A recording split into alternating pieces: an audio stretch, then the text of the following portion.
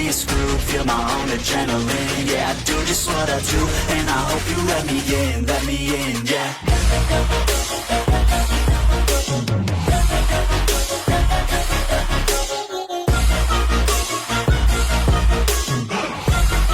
Hello and welcome back, fellow anime lovers, to Cypherfics. I am delighted to have you join us once again in the world of fanfiction and fantasy. This is the third part of What If Issei, Rias Enter the Marvel Universe. Special note, this fanfic is written in a masterpiece of VaranFall on FANFICTIONnet. Do check and support the author too. Now smash the like, share and subscribe button for more. Also press the bell icon so that you never miss such great parts. Thanks for the introduction. Now let's dive into the world. So there's another hero running around? Rias asked, getting a nod from Denica as she sat across the room from her. Along with the two, Sona was present sitting next to Denica, her usual business expression on her face. Yep, the two just stopped a crime about an hour ago, Denica explained. Some chick running around in some rags that shoots these weird rope things from her wrists. She's also able to climb up walls from what I could gather. Anything on her identity? Nothing. I couldn't get into her head, the blonde admitted. Some weird sensation kept spiking in my head when I tried to. It felt like hundreds of red flags were being shot out whenever I tried to make a connection. She then began to rub her forehead, appearing actually bothered by the process. She has some kind of subconscious ability that enhances her awareness by a ton. And considering she didn't discover my presence, she must have been fighting my connection without even knowing it. To be able to block out your powers without even knowing, she must be extremely powerful, Sona commented, getting a nod from Denica. Most likely, but I have no idea what would have happened if I forced my connection.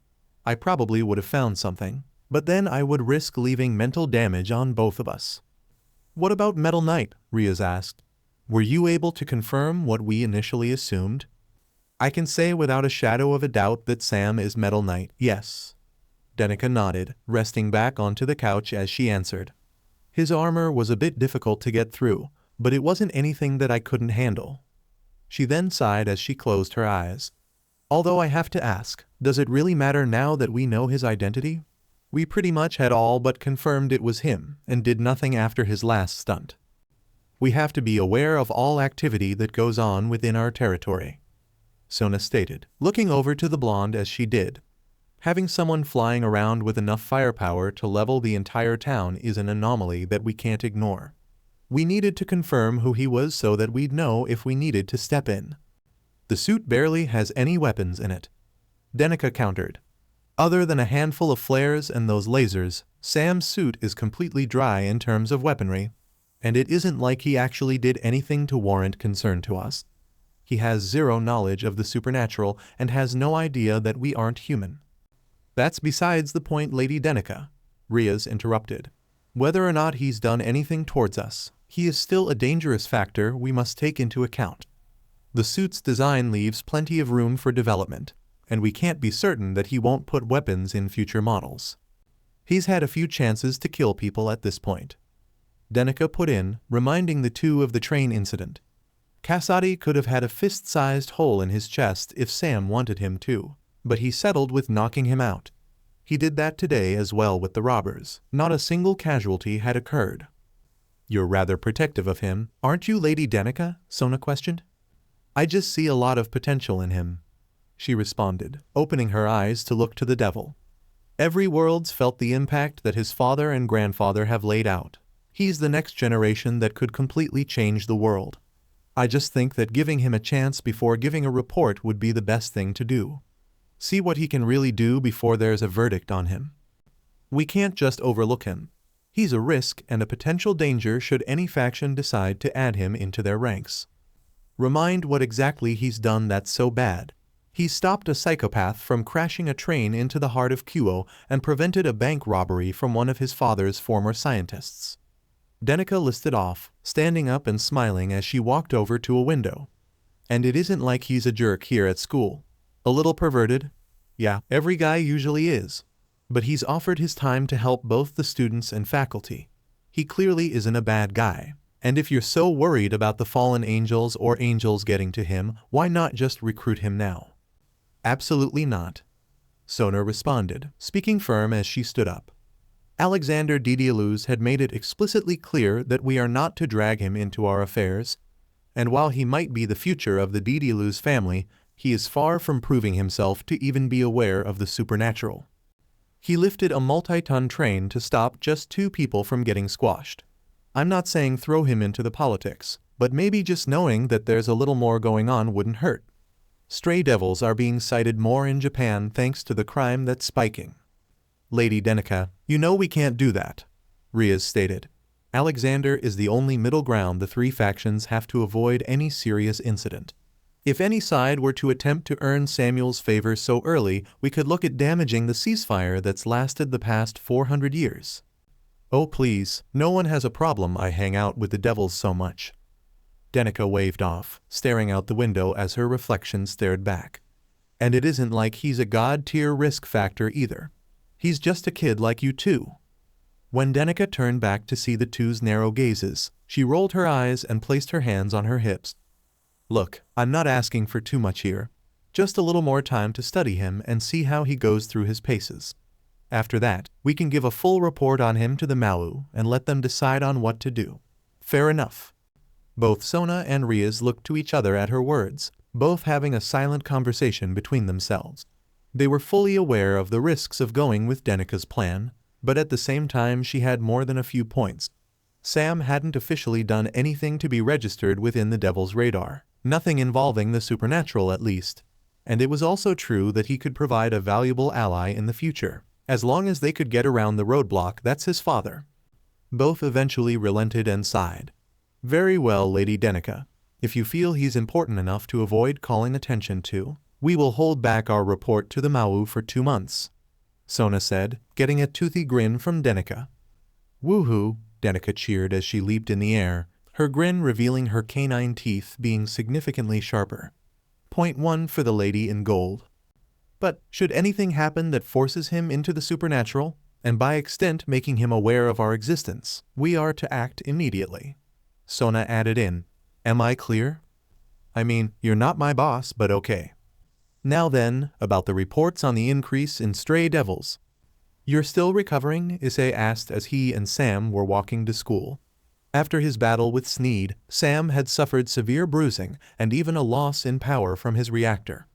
As a result, he had to recharge much earlier than normal and was moving noticeably sloppier. And he didn't look much better either, as he stayed up all night fixing his armor. Well, I certainly haven't gotten much better. The bruise on my chest is killing me right now, and I really could have used some actual sleep, but of course my armor was damaged and in need of repair. Man, you've only been on 2 saves and this is how you're holding, Issei spoke in concern, seeing just how exhausted Sam was. Maybe you should take another couple weeks for a break. With Arachnid now here you could probably spare that time. No, that wouldn't be fair. Sam yawned, wiping a stray tear from his eyes. I only made it out of there as well as I did because she showed up. If she were any later I'd probably would have gone into shock. So I owe her at least my attention for the next couple of days to work together. And I did basically say that we were partners, so it only increases the need of me being there even more. Issei then sighed, shaking his head as he regarded Sam. Sam, I trust you, but you have to limit yourself. You just got hit by sonic waves that almost stopped your heart. You can't go around fighting like that constantly, especially with your condition. Don't worry, eyes, Sam responded, patting Issei's shoulder. I'm not an idiot. I'll be sure to get some rest on my free PRD today and even head to bed early tonight. I had already spent last night fixing and modifying my suit, so there isn't anything that requires my direct attention. Modified? Just a little color change, Sam explained. Chrome isn't really my color, so I decided to have Avon start painting the suit over the course of the day. With my design I'd add in. So it's the same suit, but a different color. Essentially. You planning on building another one? Oh, definitely. Don't get me wrong, I'd love to keep Proto around, but there are some serious redesigns I need to go through. And at the top of that is upgrading the defense. Steel's great, but I could use a lot better options like gold titanium or tungsten vanadium. You're going to have to be a translator for me on those, Issei responded, sighing before realizing what Sam said. Wait, Proto? Who's that? Proto is the name of my Mark I suit. I like to give all my work a special name to signify them, and Proto came to mind. It was my first suit, the foundation for what will be for the rest. And as for the metal alloys, gold titanium is good for aerodynamic travel and even flight high in atmosphere. While tungsten titanium can take a hell of a lot more punishment while leaving good mobility for joints. Sam then rubbed his chin as he went over the math, determining which choice would be best. Considering my next allowance, probably going with TV will be the better option. It's cheaper and easier to work with. And when am I ever going to need a suit for high altitude while I'm still in high school? Sam? Issei spoke up as he snapped his fingers, getting Sam's attention. You were going inventor again? Oh, was I? Sam chuckled awkwardly as he rubbed the back of his head. Sorry, I'm just really looking forward to making my next suit. Proto's been such a success, I can only imagine what my next model will be capable of. Well, you might want to tone it down now, Issei responded, motioning to the fact that they were reaching Kuo Academy. It'd be bad for you to get caught just after your second time putting the armor on. Yeah, I hear that, Sam chuckled. When they had made it to the entrance, the two would separate to head to their homerooms, with Sam sitting at his seat. Sitting in his chair, he couldn't help but feel that something was wrong, a feeling that grew more as students would continue to pile into the classroom. When just about everyone was present, he'd be sure to look around, taking note of everyone he recognized. So there's Akino, Rias, Tsubaki, Sona, Luna, Denika, Gato, just about everyone, Sam thought as he scanned the room. And since that's just about everyone, then the only person late could be. Before Sam could finish his thought, the sound of running was heard before Haya practically flew into the room. I'm here, shortly after speaking up. The bell rung and almost instantly she tripped over, hitting one of the desk legs and falling to the ground in a thump. Her bag had fallen from her, and with the crash all of her papers came out and scattered across the floor. Darn it, stupid stitches, Haya winced as she felt her hands jolt in pain. She had spent the entire morning stitching up her suit, having found a few rips in it from yesterday. She wasn't good at it, leading to both her stabbing herself and the suit stitches most likely going to rip again when she went on patrol. As she got to her knees and rubbed her head, the entire room was staring in shock at the disciplinary president not only being late, but also crashing in such a fashion. She had also clearly rushed putting her uniform on, clear from how unkempt it had appeared and the lack of the girl uniform's cape. Ouch, that had to leave a mark. When Haya looked up from her injuries, she saw Sam kneeling down next to her. Took a pretty strong dive there, huh, Chowkai? What do you want, Didialuz? Haya asked, her normal cold tone returning at the sight of the boy. Hey, ceasefire? Sam responded, holding his hands in mock defeat before reaching down. I meant no harm, I was seriously asking if you were hurt. He then began to pick up Haya's papers, confusing her as he did. What? Why are you helping me? I mean, it's what I've always wanted to do, Sam commented, handing Haya's papers to her as they stood up. Helping people's always just been kinda my thing. I might talk smack when it comes down to most people, but I actually do want to help people, whether you're my friend or not. So while I'm certainly no fan of you, I'm going to help when I see you fall flat on the floor. But Oh, for God's sake. Denika rolled her eyes before cupping her hands together. Just take the gesture and roll with it. Subtle Denika, Sam thought with a straight face, looking over to the blonde. Their homeroom teacher, Carl Lycos, coughed in his hand to get the classroom's attention. Good, I have your attention. Now first things first, Haya, are you all right? I'm fine, sir, Haya answered. That's good. We wouldn't want someone as important as you getting hurt on us, would we? Lycos responded before turning to Sam. And Samuel, thank you for helping Haya. No problem, sir, Sam stated. All right, now may you please take your seats so that we may take roll call, Lycos asked. We're already behind, and I'd rather not be the reason you're all late to class. Yes, sir. The two then went to their seats, with Haya attempting to fix her uniform the best she could. From her costume being ripped and taking so long to fix, to the humiliation of getting to class nearly late in such a state. The day couldn't get much worse for her. You look good with short hair. Sam whispered from his chair, smirking as she rested her head down on her desk. I will end you one day. You know you're happy someone noticed. And after all of that, you'll end up with a product of 78.486. Understand? Sam instructed as he at the front board of his classroom, using his first free PRD to tutor several first-year students who transferred. At the front, a boy named Connor Smith raised his hand. Connor had a surprisingly decent build, not something expected from a kid who was only 15. He had light blue eyes and black hair that was clearly a mess. Although other than that he was decently kept, except for his tired eyes from trying to catch up with all the work he was given when he moved to Japan. Yes, Connor? Sam asked. Yeah, could you please explain everything again? I got lost halfway through the problem. At Connor's request, most of the room all sighed or groaned in annoyance. Come on, man, this is the fourth problem today. One of the boys in the back named Saji Genshiru complained, shaking his head at Connor. Sorry, it's just, I've been up late trying to catch up and my focus is a little off is all. Connor responded, rubbing the exhaustion out of his eyes. Yeah, sure, that's what it is. Hey, Connor doesn't have to excuse himself. Sam spoke up as he looked to the blonde in the back. He just transferred here 2 days ago, during which he has to already go over the work he wasn't here for, but also the essays in English and even finish moving into his apartment. And if I might recall, you had a similar trouble when you transferred from across town to here with your homework, so ease up a bit. Sorry, sir. Saji relented, looking down in response. None of that, sir. I'm your senior, not a teacher. Sam smiled. I'd rather everyone gets accustomed to here and get along. So please give Connor a bit more time to adapt, and I'm sure he'll be up to speed just like everyone else. Yes, senpai. There we go, much better. Sam chuckled. All right, Connor, I'll be sure to go over it again. I'll take time so that you understand everything this time. Thank you. No problem.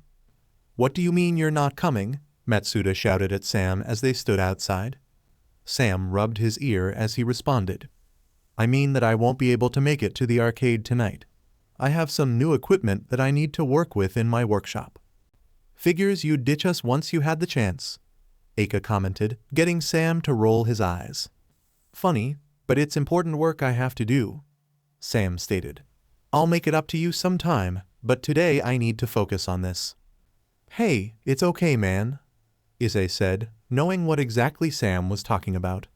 You've got a lot of stuff on your plate, we understand. Just don't push yourself too strong. You can handle a break every once in a while. Yeah, Sam chuckled as he turned and walked away, waving over his shoulder as he headed for his workshop. I still mean it though, I'll make up for the missed time. Man, this is the third time this week he's left on us. Madohama complained as the four went in the opposite direction towards town. Kinda feels like he's gotten bored of us or something. No way, man, Matsuda responded, punching his shoulder. You heard him, he's just got some stuff piling up on him.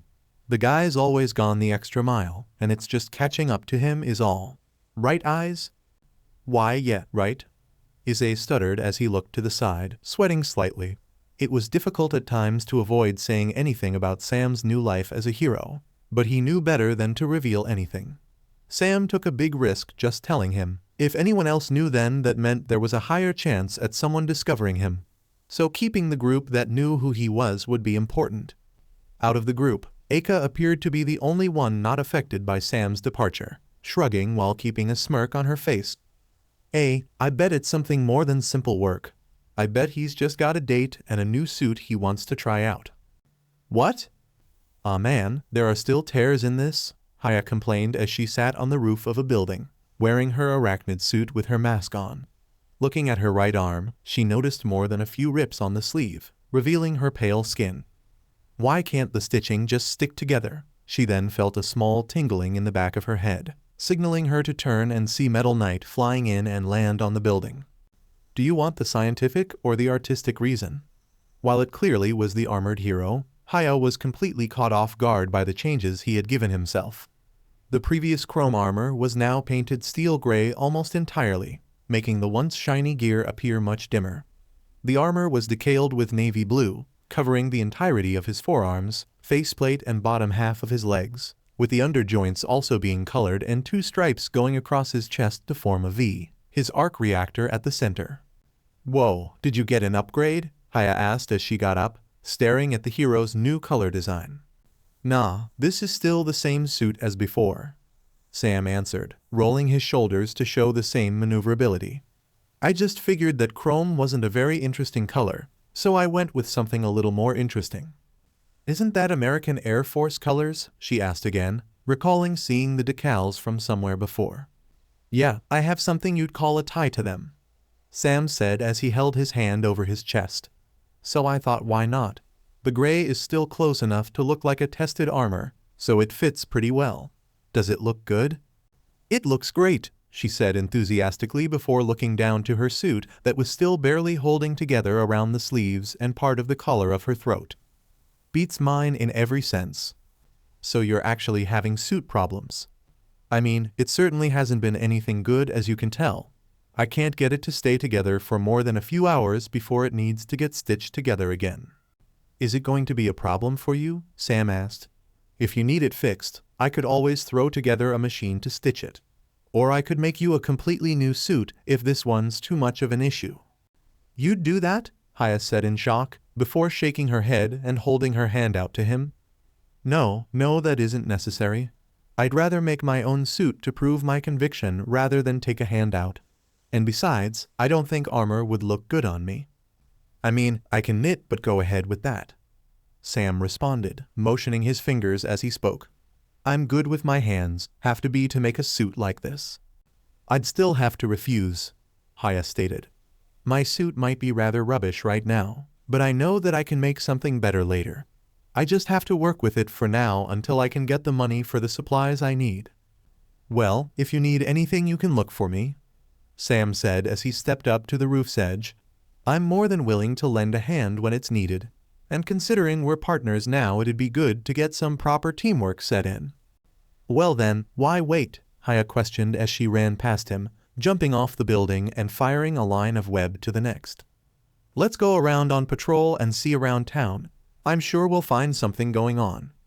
"Patrol, huh?" Sam hummed as he activated his thrusters and began to follow, keeping his speed down to avoid blowing past her. "This'll be a first for me. Normally I just show up when something's happening." "Something is always happening here," Haya said back, taking a strong right around a building as she swung. "Not every crime's going to be as big as a bank robbery. We have to look out for the smaller things too, like thieves and muggers.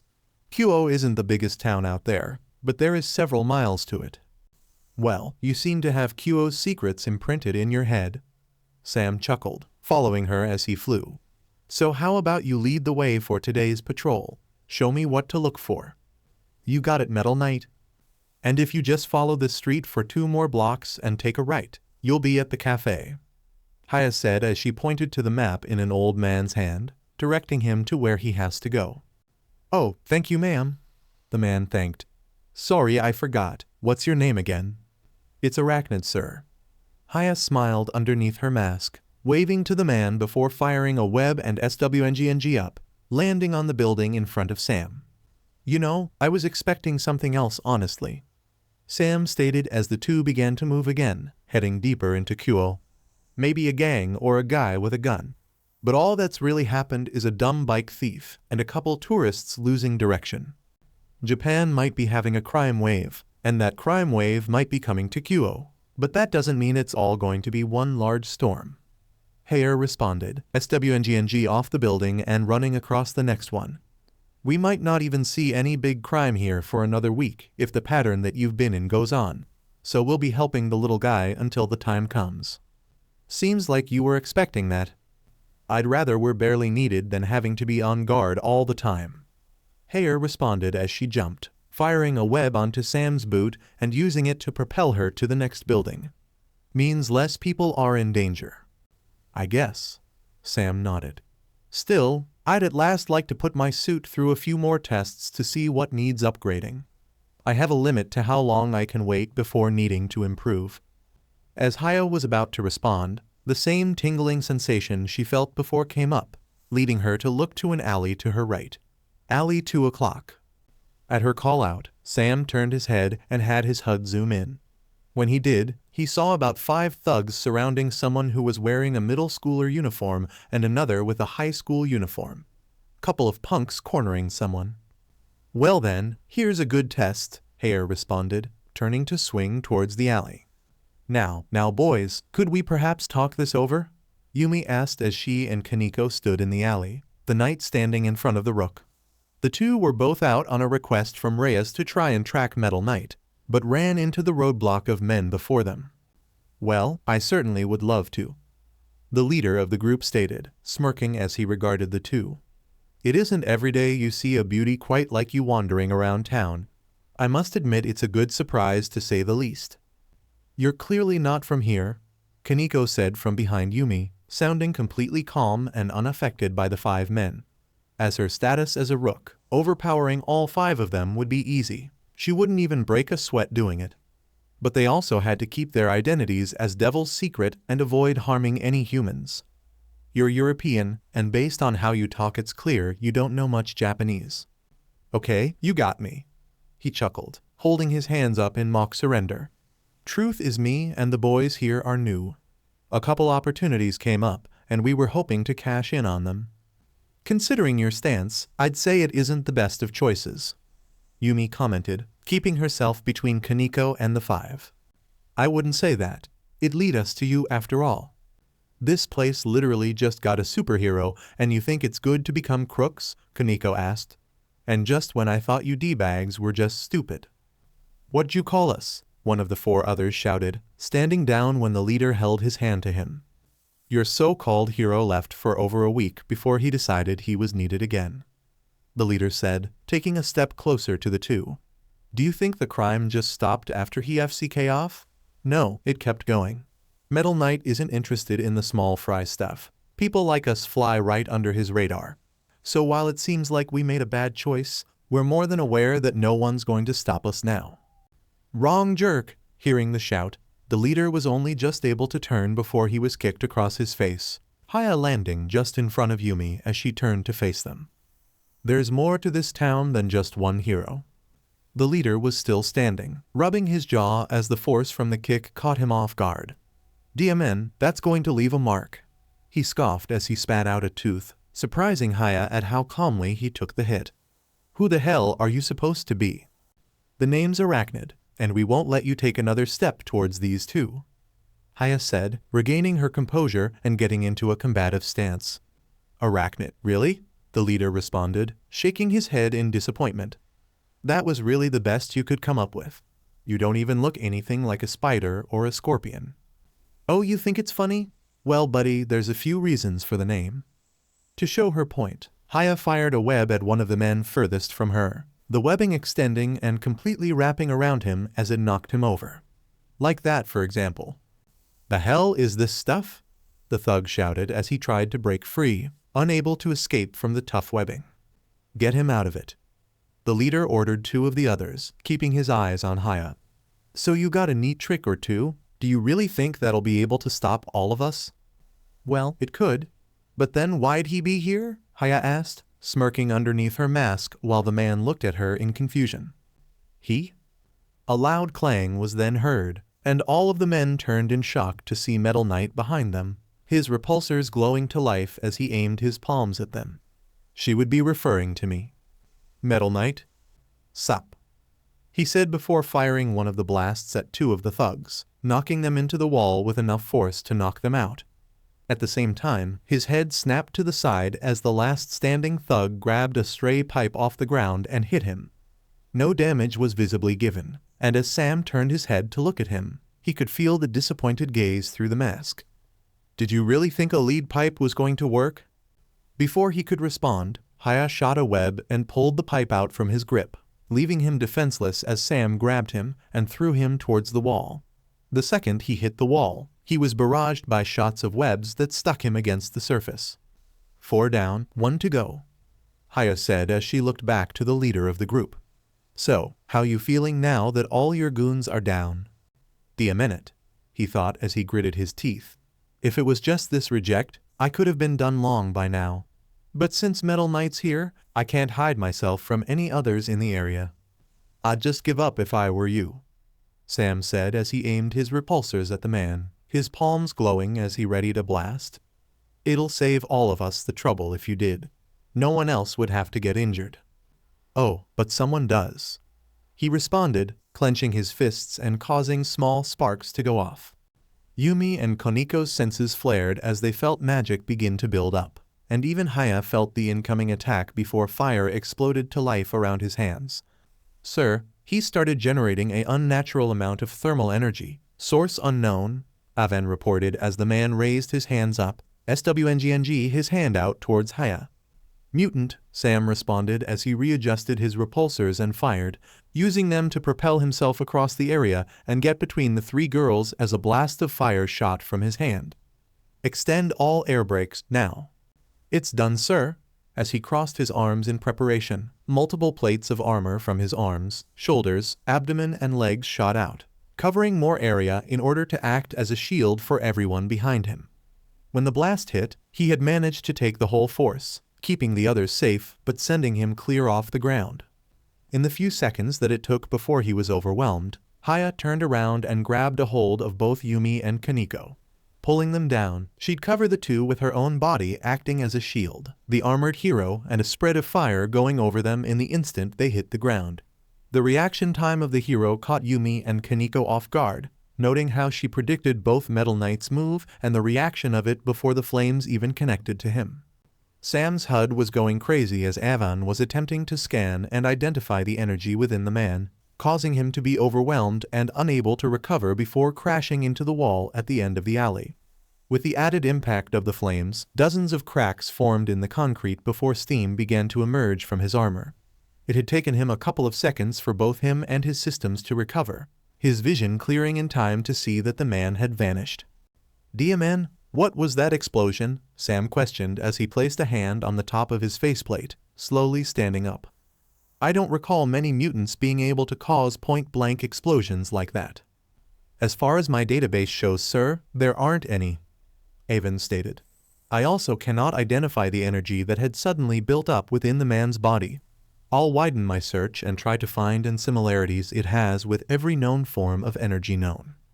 "Do it," Sam ordered before looking over to the girls, seeing them all slowly get up while looking at the damage done.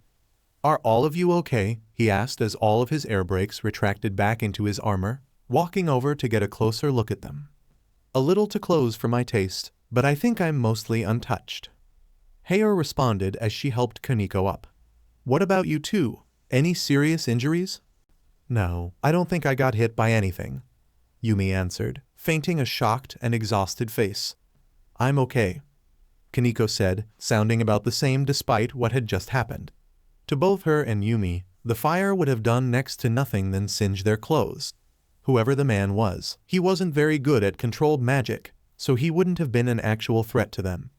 If anything, the only thing he had going for him was the surprise factor, and even then that wouldn't have even gotten Koniko to move. "I wasn't expecting a mutant to show up here like that," Sam said once his scans showed no injuries on him or anyone else. His armor was dented slightly on the stomach, with several scratches on his back and faceplate, but no direct damage was suffered. "Guess we can rule out him being one of the good ones with actions like that. Which means we're going to go after him," Haya stated before looking back to the girls. "Listen, I know it was probably a lot, but we're going to need you two to find authorities and warn them of the mutant. Can you do that for us?" "Yes, of course," Yumi responded, keeping up the image of a scared high school student for the two heroes. "Thank you. Be careful when you go," she said before turning back to Metal Knight, who nodded once and took off into the air. She'd then fire a web to the top of the nearest building and swung up, reaching the top in a single pull and flipped over the end. "He was a devil," Koniko said to Yumi once the two were gone, getting a nod in return. "I know, Koniko," the knight responded, her eyes narrowing as a red magic circle formed in her hand. "And given his lack of control, he has to be a stray. Should we deal with him? Rias told us to observe Metal Knight, and if he's going after him, we can't risk being discovered," Yumi stated, looking down to her junior. "For now, him and Arachnid will be on their own, but if it becomes too much, we'll step in." "Okay," Koniko nodded, the magic circle growing and forming over them. As the circle descended past them, they slowly disappeared along with it until both were invisible to the human eye, vanishing without a trace. DMN FCK Metal Knight showing up that quickly. The man grunted as he walked in the sewer, growling while punching his fist into the wall. I didn't escape from my MSTR to get caught by a DMN human wearing a tin can. If I just had a little bit more time, I could have had those two and been on my way. Oh, sounds like you have a bit of a problem with the new hero. The man jumped and raised a hand at the sound of a new voice, a strange artificial darkness keeping his vision from seeing him besides his glowing yellow eyes. Who the hell are you? The devil questioned, fire sparking to life in his palm. Someone with a similar problem. The voice responded, his eyes blinking in disinterest at the fire pointed at him. I have a few plans that I have for this town, and Metal Knight poses a potential risk to my research. So I need him gone. Interesting, but then what does that have to do with me? The devil questioned, keeping his hand pointed at the source of the voice. Well, that's quite simple really. All I need. The voice chuckled, the eyes visibly approaching at the sound of footsteps. As it got closer, the devil's eyes widened in shock as it began to tower over him, and the artificial darkness vanished, revealing a giant green pteranodon standing over him. Is your body? What the hell are you? The pteranodon then grinned, its rows of teeth visible as it looked down to him. The future? Its right clawed hand then reached and grabbed his face, lifting him up and slamming him against the wall. His left hand came up holding an injector, a vial with a glowing green liquid flowing through it held in it. Now hold still, this'll only hurt for a second. Ah! Where the hell did he go? Sam grunted as he landed on the clock tower in QO, standing on one of the four edges. He was using his HUD to try and find the man's energy signature, but because of how foreign it was to Avon's database, he couldn't find any traces of it. That or the man was capable of hiding it somehow. Can you not find him? Haya asked as she swung and landed above him, sticking to the side of the wall while looking down to him. The armored hero shook his head in response, his eyes dancing around his HUD in searching every possible signal. It's almost like he upped and vanished, which doesn't make any sense. The power he had was so high despite appearing virtually out of nowhere. It shouldn't be capable of just going away like that. Could he have hidden somewhere? If he was anywhere within 10 miles, I would have picked him up. No, something either happened to him that's changed his power or he's somehow dead. Well, we've been looking for 4 hours now and he's nowhere to be seen. Haya stated as she climbed down, flipping over and hanging to the wall with a hand and foot. It's going to be late soon. I'm not sure about you, but I can't stay out on patrol for much longer. I have school tomorrow and I can't risk showing up late again. I get that. Sam nodded as he looked over to her. With the information brought to him, he was able to narrow that Arachnid was a teenager, likely going to QO like him. It's only 8 though, so I can spend a couple more hours out looking. Why don't you head home while I look for our mutant friend? Are you sure that's a good idea though? I might not have long, but if you run into him alone, we aren't sure how strong he is.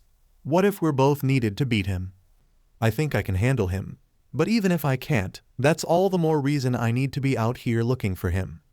Sam then activated his thrusters, hovering up while looking to Arachnid.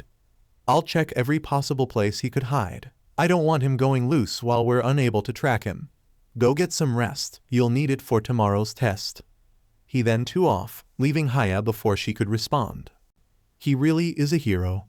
She smiled underneath her mask as he flew away, heading for the outskirts of QO with a purpose.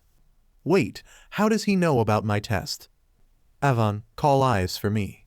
Sam ordered as he flew, the call signal coming up on his HUD. Come on, pick up. The signal then cut a second later, getting an irritated grunt from him. I'm sorry, sir, but it appears Mr. Hayodu's phone is turned off. Turned off? Why the hell did he turn off his phone? Sam asked to himself as he rolled his eyes.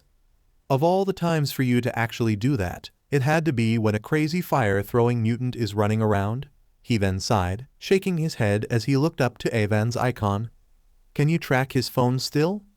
The ID chip placed into his phone requires the device to be on. I cannot track him until his phone is turned back on. DMN it is a. Oh man, that was kick butt. Matsuda grinned as he and the others walked out of the movie theater. After going to the arcade for a couple hours, the group had went to see a movie, seeing as they had the time to do so. The special effects were really on point too, Madohama agreed. Sigi's really come a long way. Not to mention all the epic scenes and smokin' hot babes that were in it. Well, there they go. Eika shook her head, seeing the three boys all practically forgetting about the movie to talk about the women. Although as they were, she grabbed a hold of Issei's shirt, tugging on it to get his attention. Hey, Eyes, I got a question for you. What is it? He responded. What's Sam up to that's so important that he couldn't hang with us? She asked, getting him to mentally kick himself. We don't see him for years, and when he finally comes back, he's suddenly too busy to do anything. Yeah, what's up with that man? Matsuda added in. The guy was so excited to be back, but now he acts like we're not even here anymore. He's holed himself up in his lab for so long, he might as well not even come here. Well there's a bit more to it than I could. Issei started to sweat as the four all stopped, the boy the center of focus as they all stared him down. He's busy with an internship, he said, the first thing that he could come up with. An internship? Madohama echoed, raising an eyebrow. You sure about that, man? Why, yeah, isn't it obvious? Issei stated, sounding a bit more confident as he went on. Sam's a wicked engineer. He's already got tons of offers for work even outside his dad's company. He's taking the opportunities to work on some of his older projects to really wow some of them. Any idea who they are? Eika asked, not buying it and staring harsher at him. I'd love to know some of them. Well, I don't know them by name, but Sam does, Issei said as he reached into his pocket for his phone. Here, I'll call him and, reaching around, Issei realized that his phone wasn't in his right pocket. Reaching for his left pocket, he learned that his phone wasn't there either, and patted his coat pockets to look. Damn, I must have left my phone in the theater. Oh, well come on man, let's go get it, Matsuda said, turning back to the theater. Before any of them took a step, they felt the ground shake a bit from underneath them, causing all of them to freeze. Did any of you just feel that? Madohama asked. Why, yeah, the rest responded. Looking down to their feet, the ground shook for a second time. There it is again, Issei said, tapping his foot on the street. And is the ground getting warmer?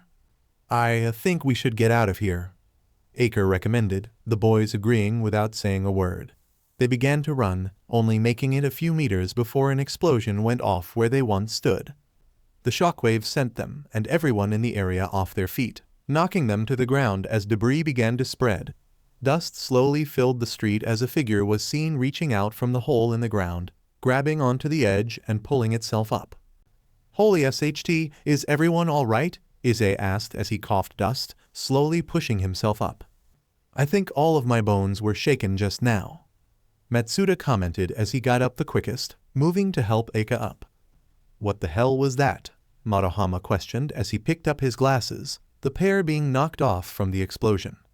Gee guys, Eika said shakily as she looked at the source of the explosion, her eyes wide in fear as she pointed at what she saw. The three boys followed her finger and seemingly at once they all went wide-eyed in shock as well. A massive creature stood at the edge of the hole, its body steaming as the dust spread and revealed it. It appeared to be humanoid in shape, but that was where the similarities ended. It stood roughly 3 meters tall, appearing extremely muscular. It was covered in a mixture of green scales and muscles, both of which twitched as the steam began to slow down. It had razor-sharp claws and teeth, no doubt capable of ripping through flesh if it got the chance. A massive tail that moved callously, and the eyes glowed a bright yellow, shining clearly through the remaining dust. Where is he? What the hell is that thing? Where is Metal Knight? The beast roared as fire erupted from its mouth, shooting past everyone and exploding against a tree. When everyone turned to see the damage done, they saw that nearly nothing remained of the tree, just the base with ashes falling around it. We need to run now, Issei shouted, the four booking it as the beast's eyes glowed brighter, fire escaping from its mouth. Show yourself, hero, the beast shouted as a ball of flames formed in its hands and it shot out 2 streams of fire. Everyone in the area would move to whatever was closest to them for cover, behind any building or vehicle that was parked or knocked over. Having to split up, Issei was forced to hide behind a car on its side, while Matsuda, Motohama, and Eika hid by the fountain. All of them were on their knees, avoiding going out of the cover and being exposed to the beast, although that didn't stop it from firing blasts of fire in random directions, attempting to hit any bystanders that were hiding. "What the FCK is that thing?" Motohama asked. "It looks like it was pulled right out of a monster movie." "Motohama, give me your phone," Issei responded, holding his hand out to his friend. Everyone was sure to be silent, as the beast stopped its random barrage to listen for where anyone could be hiding. "What? Why?" "Trust me, I know who to call," Issei stated, sounding rushed as he waved his hand towards himself. "But without my phone, I need yours." Okay," the glasses-wearing student stuttered, reaching for his pocket to pull his phone out. Tossing it, the entire group held their breath as the phone went through the air. Luckily though, Issei had managed to catch it. Typing into the phone, Issei was quick to put in Sam's number, hoping that his suit picked up the signal as well. Come on, man. If there's any time to have a hero on speed dial, it'd be now. The phone rang for several seconds, and for a second Issei had thought that Sam wasn't going to pick up. But just as the voicemail was about to start, the sound of Sam's voice came in. "Motohama, what are you doing right now? Is Eyes and the others with you right now?" "Sam, it's me," Issei whispered, jumping in his shoes as he heard the beast take a step. "I don't know how to explain it, but there's some crazy lizard monster in town. It's shooting fire out of its hands and mouth like some weird Godzilla thing." "Where are you?" Sam questioned, the steps becoming clearer to Issei. "We're just outside the movie theater in town. There's smoke so you can't miss it," the panicked student went on, seeing the others warning him of the beast getting closer. "Hurry up, Sam, I think it has enhanced hearing and is—" He then jumped back as he heard metal twist and see the car get flung to the side, now standing face to face with it. "OSHT. Issei, run. You're not Metal Knight," the beast stated, sniffing the air around Issei and picking up a familiar scent. That caused it to grow enraged, its claws extending as it reared its arm back to grab him. "But you smell like him. Where is he?" "Hey freak," before the beast could grab Issei, a rock was thrown against the back of its head, getting it to turn around and see Connor standing in the center of the area. "Try picking on someone more your size." "You're in my way," the beast shouted as fire erupted from its mouth. "OCRP," Connor responded as he jumped to the side, rolling across the ground to avoid the flames. When he stopped, he looked up to Issei and threw his arm out, waving him and the others away. "Go, run." He then got up and started to run, avoiding the next blast of flames that were thrown at him. As he ran, the faint trace of blue sparks went across his legs, allowing him to keep ahead of the fire as it was trailing behind him. However, as he had all of his attention on the beast, he failed to notice a rock that was in his path, causing him to trip and roll around the ground. When he hit the ground, the electricity around his legs disappeared without a trace, and as he was getting up, he stared in shock at the beast with its mouth open, fire on the verge of exploding out towards him. His instincts kicked in and he crossed his arms, traces of red electricity forming around his limbs as he prepared himself for the attack. He began to wince as he braced himself for the blast, expecting to get blown off his feet. "Watch out!" But just before the fire hit him, he was grabbed from his side and brought just out of the blast, the fire hitting into the side of a car and blowing it up. As he felt his feet touch the ground, he looked to his side to see Arachnid rolling across, already firing 2 webs to pull herself back towards the beast. "Get somewhere safe." "The hero from the bank robbery," Connor muttered as he saw her swing into action, clearing the gap between her and the beast and kicking it right in the chest.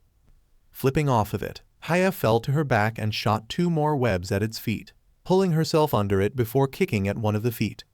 "Get going," she shouted to the still present student, jumping over the beast and grabbing its head, slamming it into the ground. "Find somewhere safe to hide."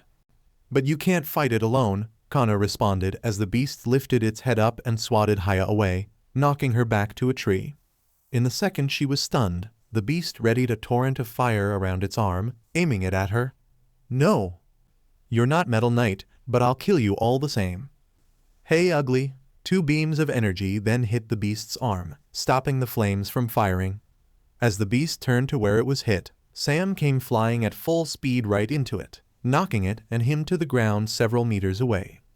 The two were both getting up, however Sam was the first to raise his hands up and fire his repulsors into its face. Back off from my partner. Metal Knight, the beast shouted as it shrugged the blasts off, roaring out fire. The force behind the flames sent Sam off the ground and towards a building. Before he hit it, he activated his air brakes and used his thrusters to push him away. Citizen, you need to get out of here, Sam shouted to Connor, his armor forming back together as he flew towards the beast. Arachnid and I have got this, but you need to find shelter before you're injured. Spiraling to the side, Sam avoided a shot of flames and raised his hands up, firing his repulsors as he got close enough, the impact to the beast sending it a few feet back. We can't focus on the monster while you're out here. Arachnid added in as she ran towards the two, firing several webs at the beast's feet to keep it in place. Come on, man. Connor was caught off guard as Issei ran up to him, grabbing his arm. These guys got this. If we stay out here, we'll just get in their way. Looking back, Connor would wince as the beast ripped the webbing off of its feet and hit Metal Knight, knocking him away before getting kicked strong in the chest by Arachnid. Eventually, he gave in, following Issei as the two ran for the nearest building they could get into. Surprised to see you here, Sam called out as he raised his hands up and fired two blasts at the beast, recoiling it back and allowing Haya to retreat back. I felt my senses go crazy just before I got home. I couldn't just leave you to this when I knew it was happening. She responded as she flipped back next to him. What do you think this thing is anyways? Not sure, I'm running scans on it now trying to figure that out. Sam stated, seeing the energy waves coming off of it. I can't say much, but definitely don't get hit by that thing's fire. I'm detecting high levels of radiation coming from it. I wasn't planning on being cooked. Metal Knight, it roared, fire blasting out and forcing the two to separate. At the moment they dodged, both were caught off guard as it rushed at Sam. It cleared the distant in a matter of seconds and tackled him to the ground. It opened its mouth again to fire another breath attack, but was stopped as he freed one of his hands and shot its face. When it recoiled back, Haya lunged and kicked at its face, stunning it for a second. The moment didn't last for long, and its tail shot out and slammed against her chest. The wind was knocked out of her from the impact, and she was sent back, coughing at the pain. Arachnid, Sam shouted in concern before raising his hand up again, aiming at its face for another blast. Before he fired, it reached down and grabbed his entire forearm, his repulsor not even phasing it as it began to clutch down. I spent 3 years figuring out a way to escape from my MSTR. I waited for the right time to spring into action and freed myself from servitude. The beast growled as it tightened its hold, a warning appearing on Sam's HUD as his armor began to dent. I could do whatever I wanted, but just when I was about to really cut loose, you came along and ruined it. The beast then threw Sam to the side, his weight cracking the ground at initial contact before he rolled onto the road. Slowly getting up, he was able to tell his arm was still functional, but his repulsor had taken some damage. He wouldn't be able to stay still for long as the beast rushed towards him again. He attempted to fly back, but was stopped when it grabbed his leg.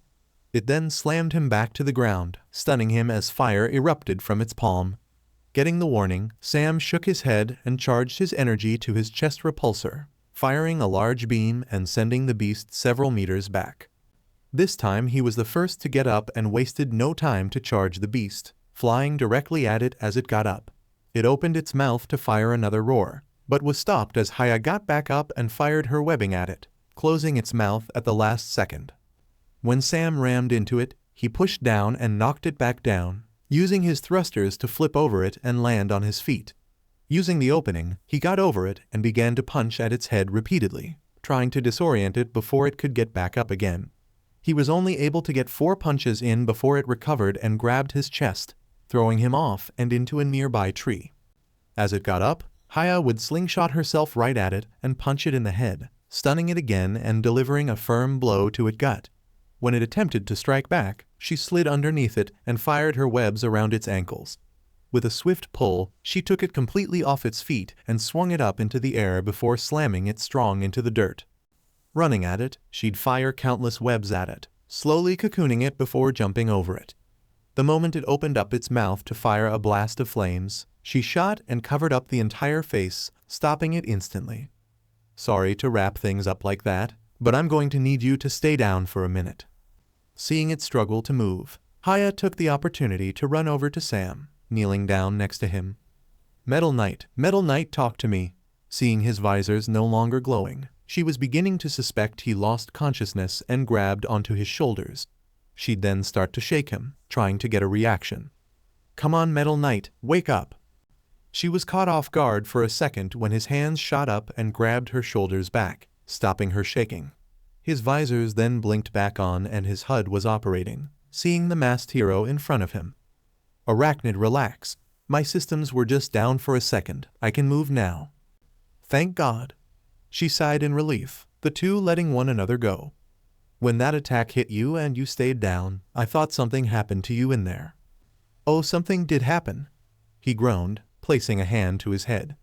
"I have a cut on my forehead, and I definitely have a concussion right now. Other than that, though, I should be fine." "That's workable, though. If you were hurt worse then."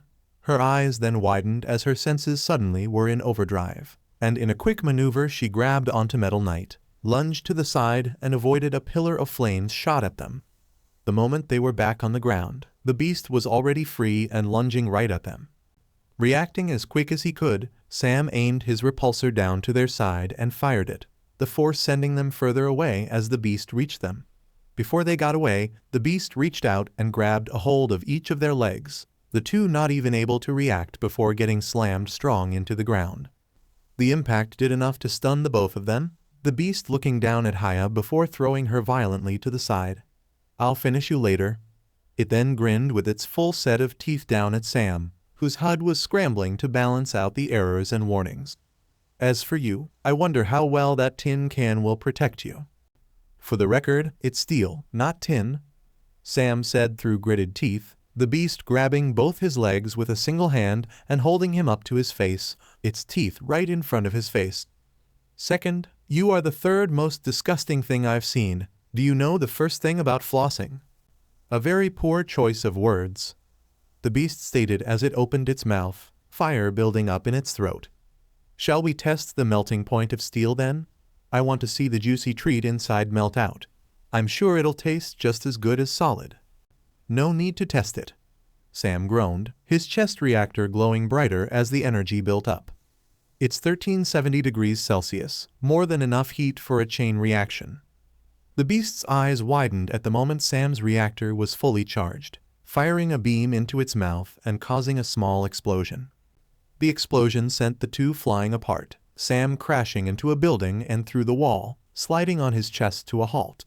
There were now several tears in his armor, dozens of cracks across his chest and faceplate.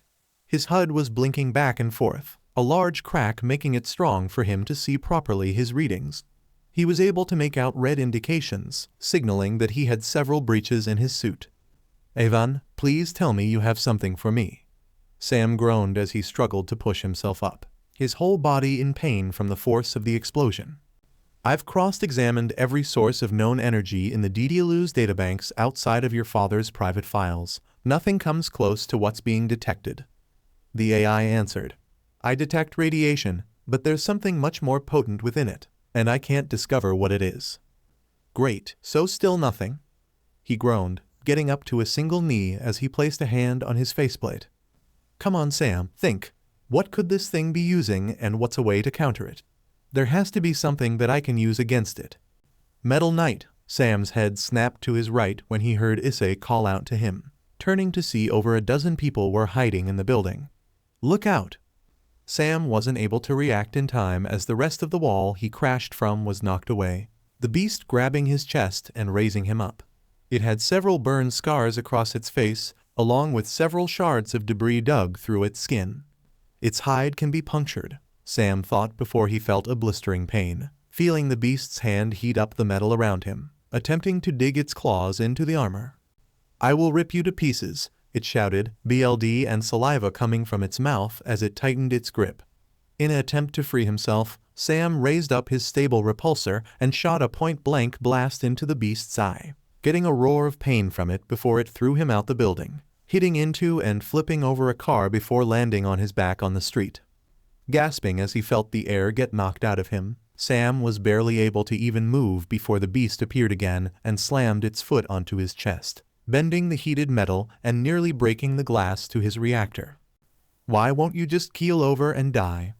The beast roared as it repeated the process, slamming its jagged heel into the armor and stabbing into his gut by a few inches. "Gah!" Sam screamed out in pain as he felt the talon dig into him, the taste of copper filling his mouth as the breach warning was going off. With his remaining strength, he reached to the beast's foot and tried to push it off, barely getting it an inch off him as it pushed down harder. "So the metal man does bleed?" The beast grinned as it looked down to him, its BLD dropping onto the cracks in his faceplate. "Good, that means you're capable of death. Let's see how much you can take then, shall we?" It then began to push down more, the inch Sam fought to gain being lost. Feeling the pain start to get to him, the pilot quickly tried to think of any way he could stop this, his eyes opening as a plan came to mind. Flares, flares.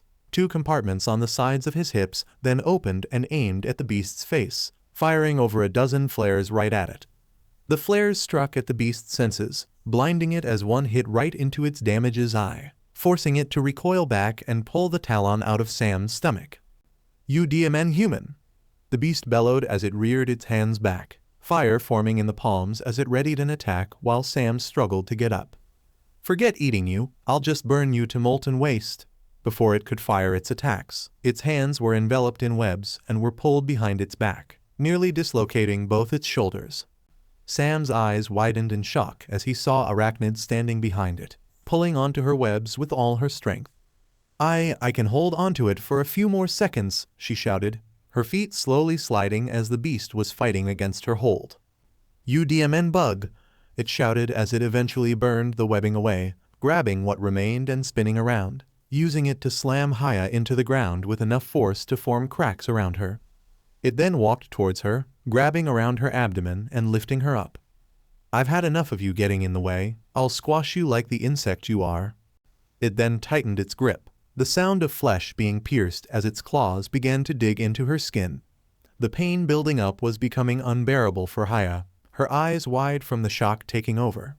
Just when she was expecting the claws to reach her organs, she felt the beast suddenly release her and drop, seeing its head recoil from an attack from behind. "Metal Knight," she thought absent-mindedly, her conscience fading when she fell to the ground. The beast growled and turned to Sam, seeing him fire a second repulsor blast at its face as he flew right at it. When he was close enough, it slashed out with its right claw, missing as he narrowly flew under it and skidded his boots across the road. The moment he stopped, he quickly activated his jets again and flew up to its face, slamming his fist across it and stunning it again. Several of its teeth were knocked out from the impact, and its eyes widened in pure rage as it looked to him, firing fire from its mouth and hitting him point blank. Sam was sent crashing back, a continuous stream of flames heating him as he flipped over his shoulder and landed on a single knee. He felt his body screaming in pain as he held his right arm up, trying to fight back the flames as he began to stand up. "You stupid lizard," he groaned through the pain, feeling his limit being reached as he glared at the beast. "I'll take you down." Firing his repulsor to the side, Sam escaped the flames and flew right at the beast, maneuvering around it and flying up to its back before wrapping both his arms around its neck. "You BSTRD, get off me!" The beast bellowed as it tried to reach him, slamming him into the nearest wall to try and shake him off. Sam coughed out BLD from the impact, his back feeling shattered. But he held on and continued to tighten his grip, trying to choke it out but to no effect. It then ran and slammed him into a car, the damage cracking his HUD and setting his warnings off to critical. "I can't hold on anymore," he thought in pain as he closed his eyes, feeling him begin to lose his grip. "I can't let him go. If I do, I'm as good as dead. But I can't stop him this way. The only way I can hurt it is to." His eyes then slowly opened as he remembered the rubble in the beast's body, realizing there was only one last way he could combat the beast. "Avan, air brakes now." At his order, the air brakes shot out, the metal plates from his arms shooting out and digging into the beast's neck. The sudden pain caused the beast to roar in agony, BLD quickly escaping from it as it tried desperately to shake him off. The more it did, however, the deeper the air brakes dug into its neck, causing more BLD to escape. Eventually the beast felt its eyes grow weak, and after one last attempt to reach for Sam, it fell forward to its chest, causing the ground to shake from its full dead weight. Sam deactivated the air brakes and fell off from the beast's back, falling onto his chest in pain. I killed it, he thought shakily, looking down to his arms covered in BLD. Seeing the BLD both on his armor and on the ground, Sam felt his stomach churn and opened his faceplate, puking bile out in disgust. He heaved for almost a minute until he couldn't anymore, his faceplate going immediately back up as he struggled to his knees. Just when he felt his conscience would fade, he felt a needle go into his arm and dispense a stim shot. The temporary solution allowed him to focus, seeing Haya lying on the road across from him motionless. Arachnid, he groaned as he began to stand up, using the beast to help as he did. He flinched in pain at standing, but fought against it as he walked towards Haya, each step more difficult to complete until he eventually reached her. Moving down to grab her, he could feel his senses lose focus again, managing to get a hold of her as blackness entered his vision. Evan, activate protocol, roll call, he said, feeling his conscience fade and nearly fell over. Protocol roll call activated, Evan stated as his foot suddenly moved out to catch himself. The suit then began to move at Evan's control, the AI testing the systems that were still active. Right repulsor critically damages, over 24 breaches detected, pilot critically injured. Energy at 43% and slowly declining. The suit's thrusters then activated and it took off, the AI able to perfectly pilot it despite the damage. Returning to base. The suit then flew away, people slowly walking out to see the fallen beast's corpse. No way, one of the bystanders gasped, seeing the BLD begin to pool around it. They did it. Metal Knight and that other hero actually did it.